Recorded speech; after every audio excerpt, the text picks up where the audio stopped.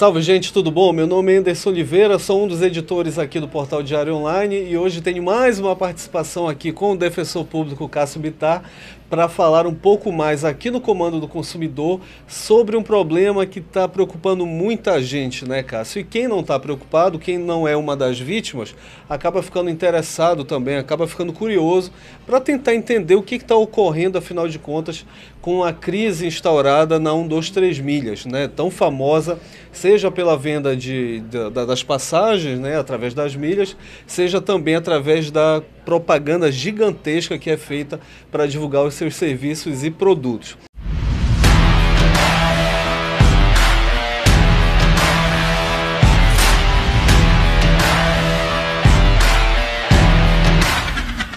Para iniciar, Cássio, o que está ocorrendo? Qual é o problema que foi desencadeado nas últimas semanas na 123 Milhas?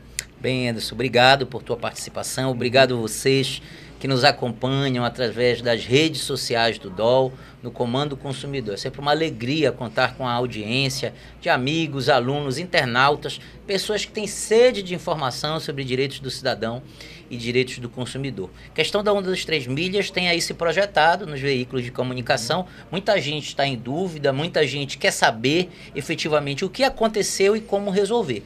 Então a questão iniciou quando a empresa anunciou em suas plataformas, né, em suas redes sociais, que suspenderia a emissão das passagens de setembro a dezembro de um pacote específico deles, que é o pacote promo.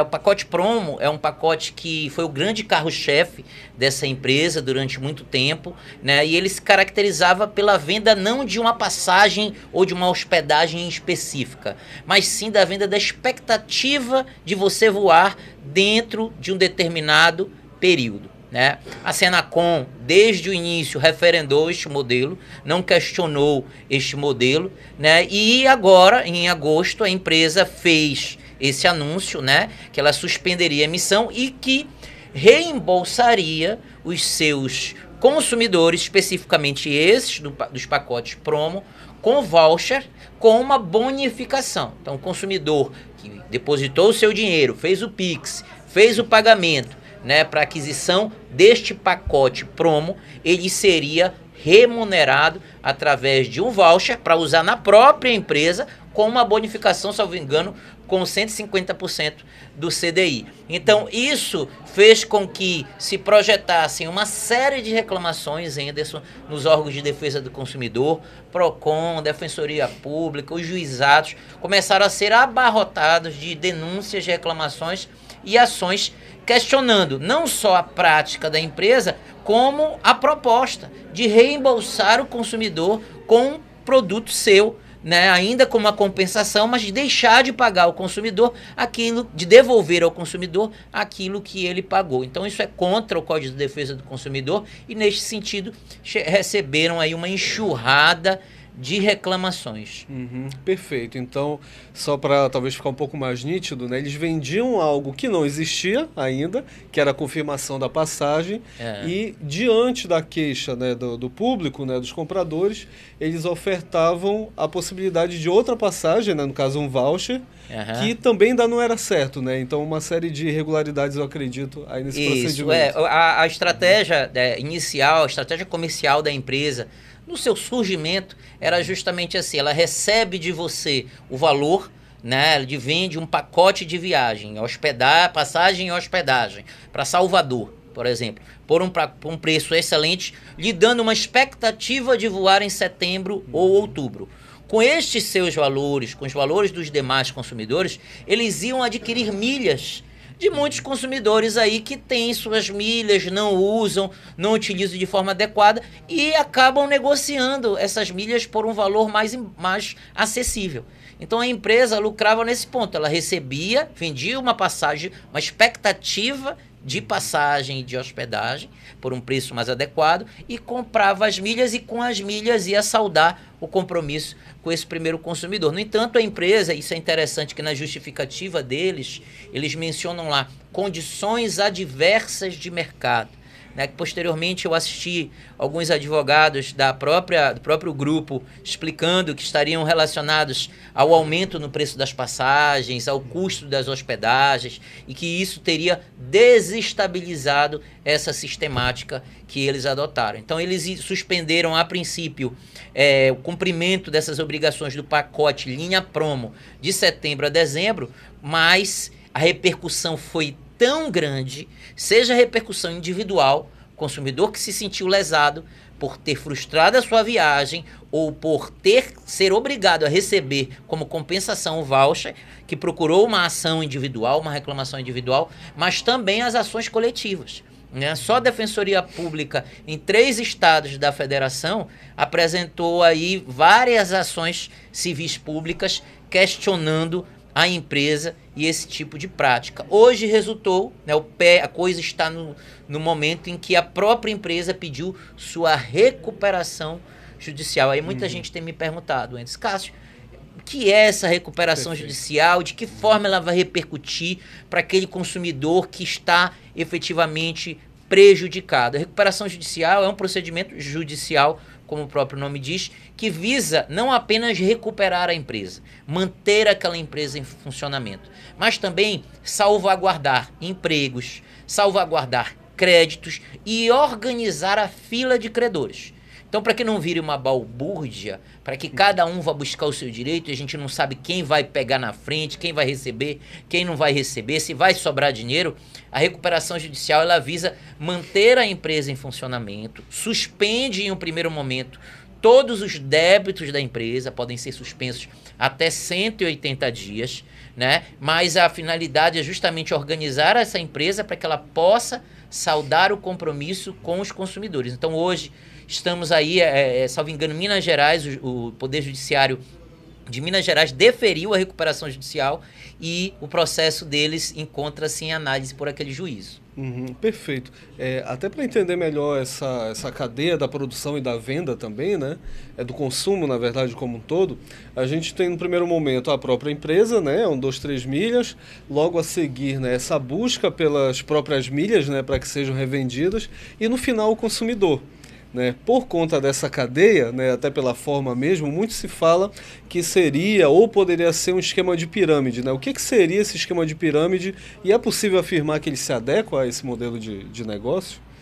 Eu vi algumas pessoas, advogados, especialistas comentando que a prática acabou resultando em um modelo semelhante à pirâmide, que é um modelo que inclusive tem séria repercussão criminal, porque frauda não só o consumidor, mas também a ordem econômica do país.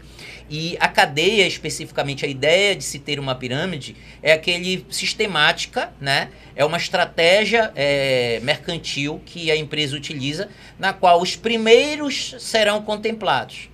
E ele vai utilizando o valor que ele recebeu dos primeiros, dos próximos, para quitar as obrigações com os primeiros. E aí ele vai procedendo dessa forma. Então, o que aconteceu especificamente com a 1, 2, 3 milhas?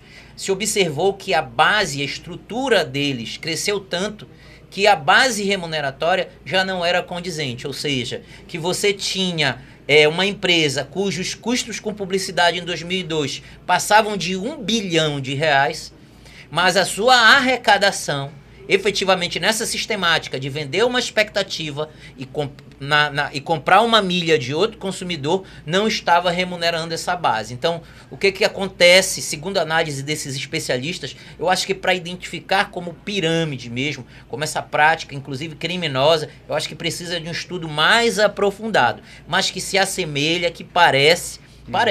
Até porque o próprio consumidor tem se sentido lesado, né? Eu vi depoimentos aí de amigos, alunos, alguns nas redes sociais que as pessoas dizem, deu certo para todo mundo, mas não deu para mim. Ou seja, a estrutura funcionou azeitada, funcionou de determinada forma, chegou em um determinado grupo, aquele grupo deixou de ter aí acesso ao pacote. As promoções, é importante registrar, o pacote promo ele tinha uma ideia interessante. Por exemplo, eu tenho um conhecido que ele conseguia uma viagem para Salvador de mais ou menos R$800, pagando R$800, passagem e hospedagem.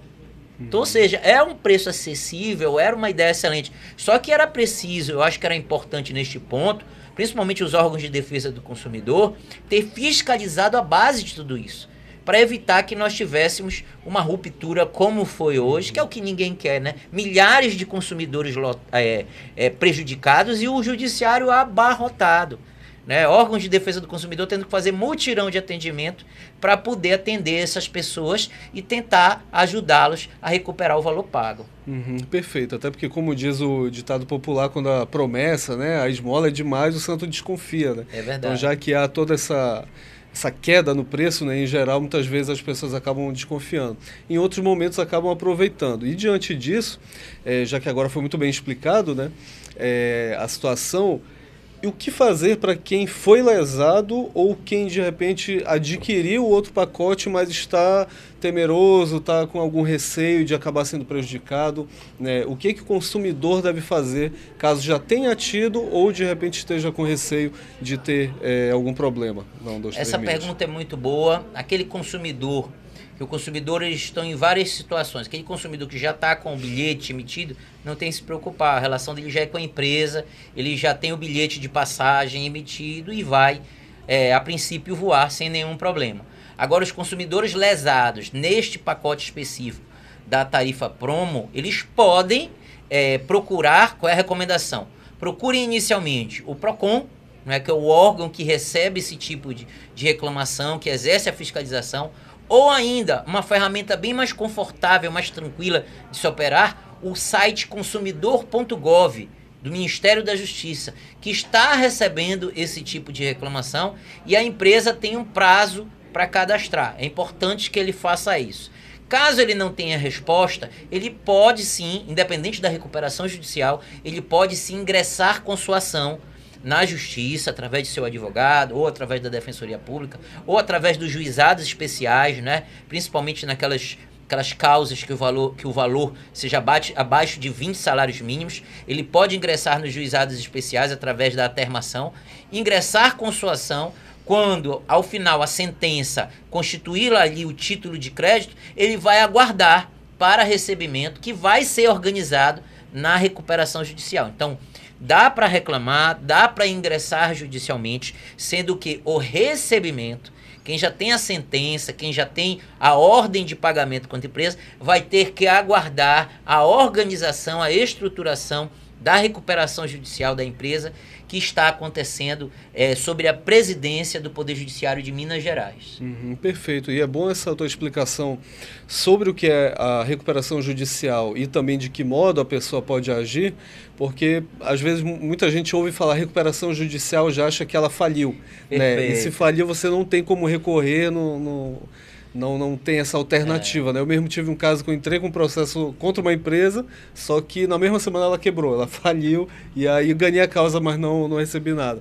Mas é interessante também perceber porque muitas pessoas acabam vendo, até que ponto eu tenho que entrar em contato com a empresa para poder tentar uma negociação, informações, algo do tipo, ou ela tem que procurar já diretamente o PROCON, a Defensoria Pública? Como é que ocorre essa questão mais burocrática, digamos? Certo. É muito importante que o consumidor lesado ele faça uma instrução, ou seja, reúna elementos de prova para uma eventual ação e para uma reclamação. Então, você mandou o e-mail, pelo Reclame Aqui, pelo e-mail, pelo saque deles, guarde esses elementos de prova. Eu converso pelo aplicativo, guarde esses elementos de prova.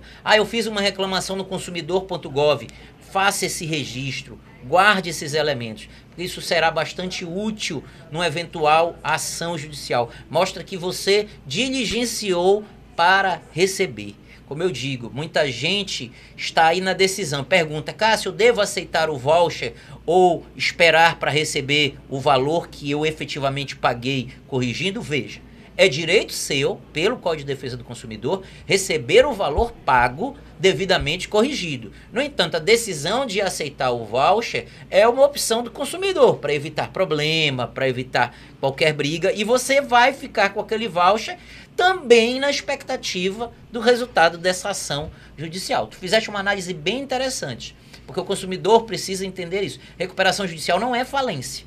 Recuperação judicial é justamente uma recuperação, é o momento no qual o Poder Judiciário e outras estruturas vão auxiliar aquela empresa a permanecer de pé. Não simplesmente para protegê-la, mas para proteger toda aquela cadeia de consumidores que está envolvido, os seus trabalhadores, né, dentre outros aspectos.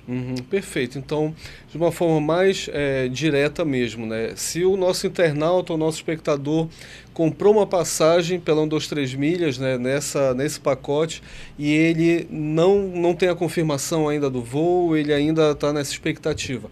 O que ele deve fazer para já ter uma confirmação se ele vai conseguir voar ou se ele precisa procurar uma outra empresa ou ingressar com uma ação judicial? Qual o primeiro passo? Ele não vai voar. A empresa já anunciou que ele não vai, for o suspenso. Se o pacote dele é esse linha promo, ele não vai ser expedido. A empresa já ofertou a expedição do voucher com uma bonificação, uma espécie de compensação.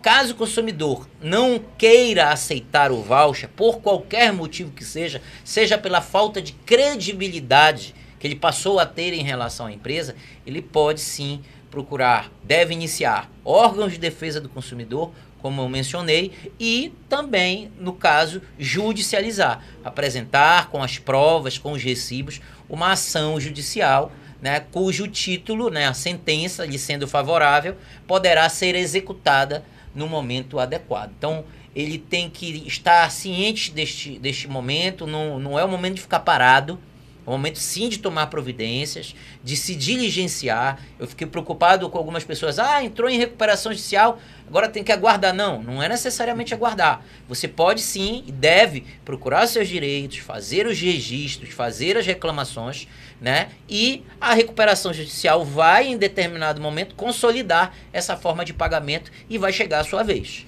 Perfeito. Quem quiser procurar a Defensoria Pública, seja para mais informações, seja para poder também ingressar, né, acredito que, não sei se o termo correto é ação, mas enfim, tomar alguma providência, como é que o nosso espectador pode fazer? Perfeito. O Núcleo de Defesa do Consumidor, que é o braço especializado da Defensoria Pública, funciona na rua 1º de março, número 766. Lá se faz esse atendimento, o consumidor pode ter orientação, informações lá. O atendimento é por agendamento, através da aba Conexão Defensoria ou pelo número 129, ele faz o agendamento para ser atendido lá. Mas caso o consumidor também queira ir direto aos juizados especiais, né, a central de atermação, se ele reunir as provas, os documentos, ele pode ir. A maioria das demandas são abaixo de 20 salários mínimos, ou seja, são valores que permite-se ingressar através do juizado. Perfeito. E quem quiser mais informações também pode seguir o Instagram do Cássio Bittar, né? @Defensor Cássio Bittar, agora com mais de 15 mil seguidores, né? Bacana, uma alegria ter lá ali 15 mil amigos e amigas. E é um trabalho que a gente vem fazendo, Anderson. Não só o Cássio, mas toda a equipe que está envolvida para trabalhar a informação, direitos do cidadão. E graças a Deus aí tem tido esse reconhecimento. Perfeito, então agradeço aqui mais uma vez, né, poder participar aqui, poder ter essa conversa, e você sabe que aconteceu tá no DOL e aqui o comando é o do consumidor, não é mesmo, Cássio? Obrigado a todos vocês, conto com vocês no nosso próximo EP e não te esquece, a informação é o melhor negócio.